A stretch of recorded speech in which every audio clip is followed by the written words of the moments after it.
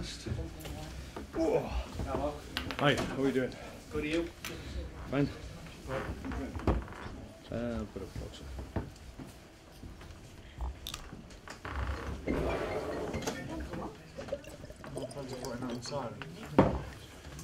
You are? Yeah, fine, thanks. Can you just take us through your injury list and tell us how everybody is? Yeah, we're okay. Glenn Johnson's trained this week, so he comes back into my thinking. Obviously, we've still got a couple of suspensions, Charlie and Affley, so they're unavailable. Mamdiouf is probably the biggest doubt. Just got tightness in his hamstring, so might give him a little bit longer before we make a decision on him. Apart from that, everybody else is okay. John Walters? John Walters is fine. Trained this week. A lot of debate, a lot of speculation about whether Bojan might be back in Premier League action this weekend. What are his chances? Yeah, well, he's very much in my thoughts. Came onto the pitch, which we were delighted about. One of the positives from Paul Day, from our point of view, against Arsenal, to see him back in Premier League action was a lift for everybody, and did fine. So yeah, he's very much in my thoughts. I'll make a decision, obviously, nearer to the time in terms of whether or not I feel he's ready to start, but certainly he's as close as he has been since the injury. He'll be desperate to play, won't he? Yeah, well, he's been desperate to play for about 5 weeks, but obviously he's understanding of the fact that I'll pick him on merit. I'll pick him when I feel he's ready, and I'll pick him when I feel he can make the same impact that he did prior to the injuries. He's very, very close to that point, and we're delighted that he's an option so early. To be perfectly honest, we didn't really expect him to be in my thoughts at this early stage, given the injury that he had. But as a consequence of how well he worked and the amount of work that he put in to get to this point, he deserves a lot of credit. So we're delighted that we're in a position that we find ourselves in, and I have the option to pick him if I want. It'd just give you that bit of creativity as well, won't it? Yeah, he's one of those players within the squad that I call them game changers, guys that can move the game towards you just by virtue of the ability they have and the ability they have to change games into your way. And he's one of a number of players that we have in the squad that are able to, by virtue of the ability that they have the ability to change games in your favour. So we missed him at times last year, but thankfully we were able to get through the season and cope and finish really strongly. We're delighted, as I said, that he's fitting well and ready to play again. He's been out a long time, probably the same amount of time that Luke Shaw's going to be out. A lot of concern about that injury this week. How difficult is it for you as a manager to manage that situation, both from a physical, mental, psychological point of view? Yeah, it's difficult. I think, from my point of view, thankfully as a player, I never had a long-term injury. So when these guys have the types of injury we've seen, certainly this week, then there's a reality that they face months and months in isolation from certainly the playing group, and they have to do a lot of work and be mentally strong and just get on with it. And it's seems a long road back, but if you work hard and you approach it in the right manner and you're positive about the outcome, then I think that's the key. You've got to be really positive. Obviously, the Luke Shaw injury was devastating for the boy and for his football club, but he's had a fantastic club who give him great support. And that's what he'll need initially, but he's come a long way in a short space of time, and I think those types of players, like Bojan himself, I think they have a tenacity and a real drive from within that they need and use when they face adversity. So he'll need those qualities to come back strong, but I'm sure he'll have a lot of support. And from a manager point of view, you keep on giving them hope, you keep on involving them as they come to the end of their rehabilitation period, and that encouragement is what they need at that time. But in the early stages, it's difficult for them, and it's the realisation of the work that they have to go through before they can play again. And for a player, that's the one thing that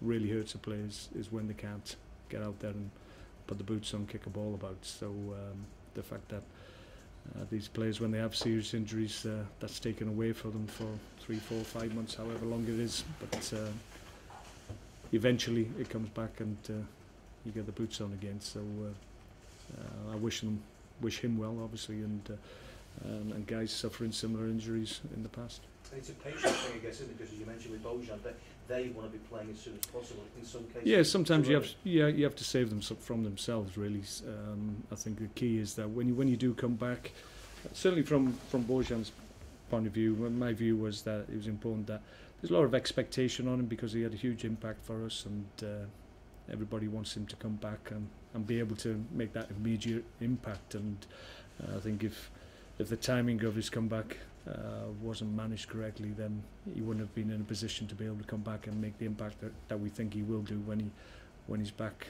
playing regularly. So that's when obviously you have to have conversations with these players and make them understand the thinking behind why they're not involved straight from the off. It's about what I see on the training ground and what I see in games that he's played up to this point, and then you make a decision based on that. But sometimes you have to be a little bit honest with them and say you're not quite where I feel you need to be to have the maximum impact for us. But Bojan now is very much at that point.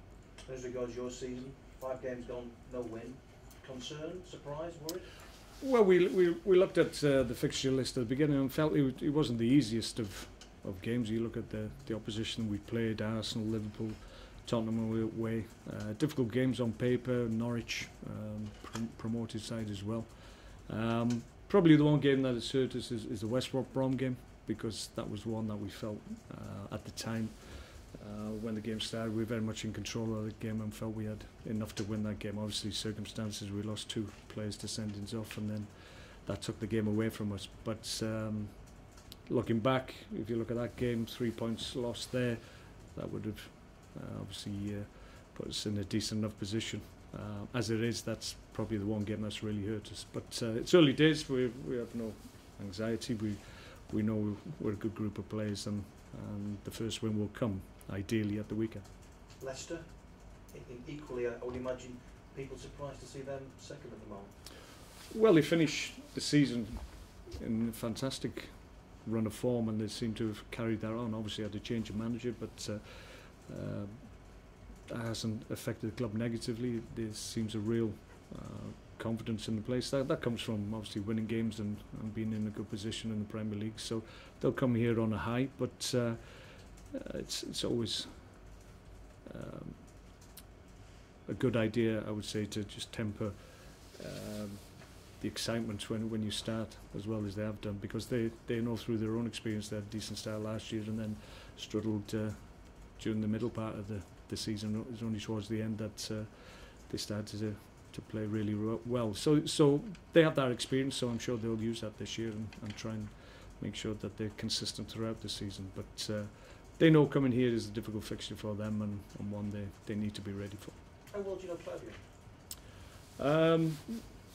Well, over the years since he's been over here, I've met him a couple of times socially. I was actually on the same table as him for the England-Switzerland game a couple of weeks back. Didn't really have a chance to have a deep conversation with him. Just said, see you in a couple of weeks on the touchline. So I don't really know him personally, but some of my staff have worked with him before, so they have a better insight, but I don't really know him.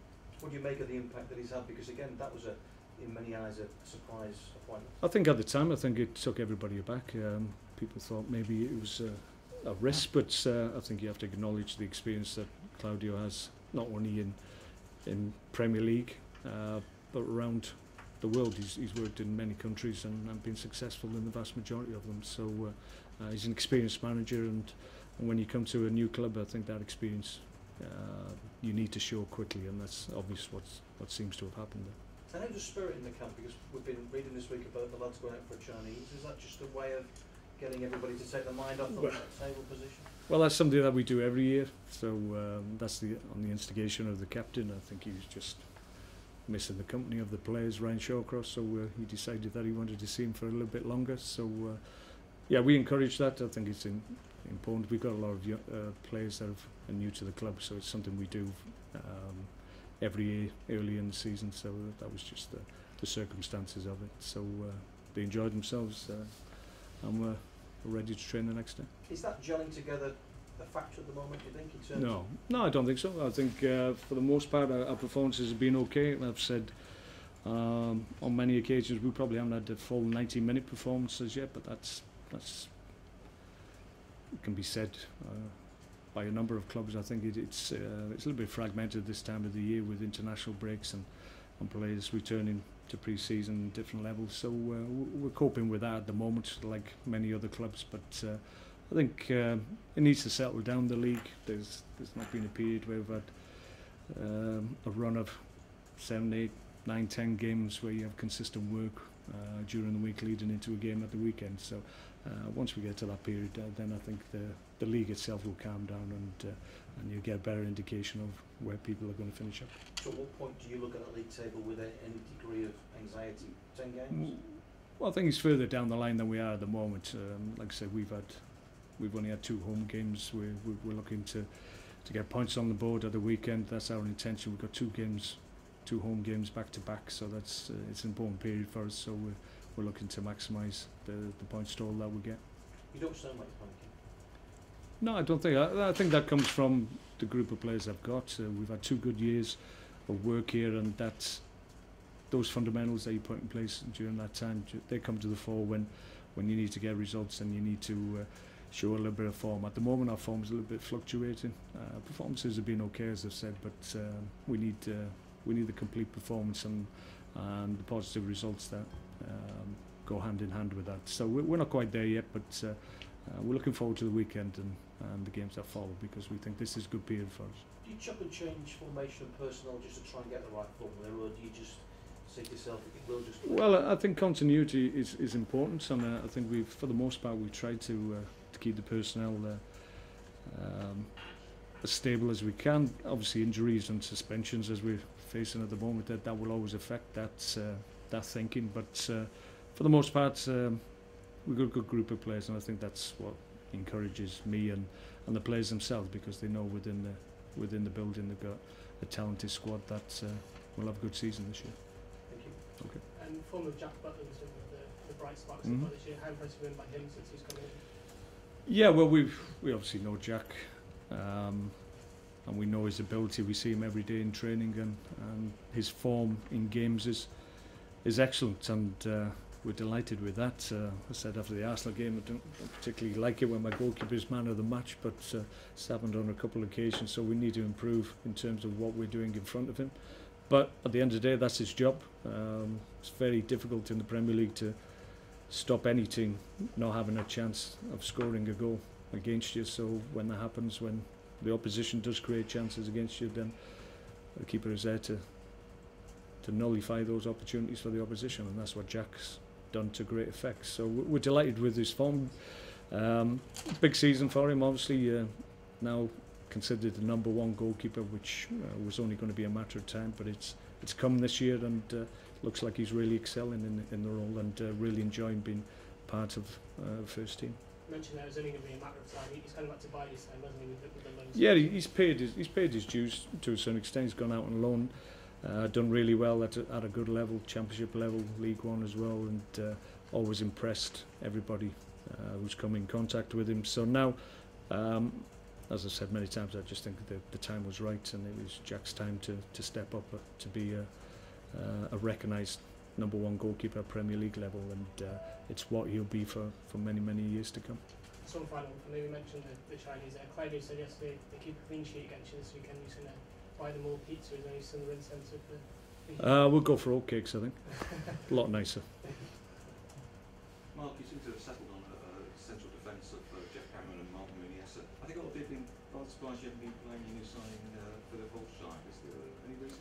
No, it's a case of form and what I saw in pre-season. Jeff Cameron had an outstanding pre-season. Arguably he was our best performer, and he started the season.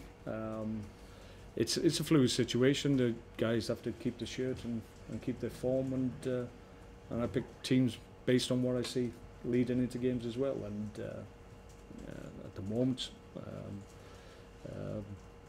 team, as a consequence of not winning games, people question the format and the makeup of the team in terms of personnel. But for the most part, like I said, I think performance has been okay.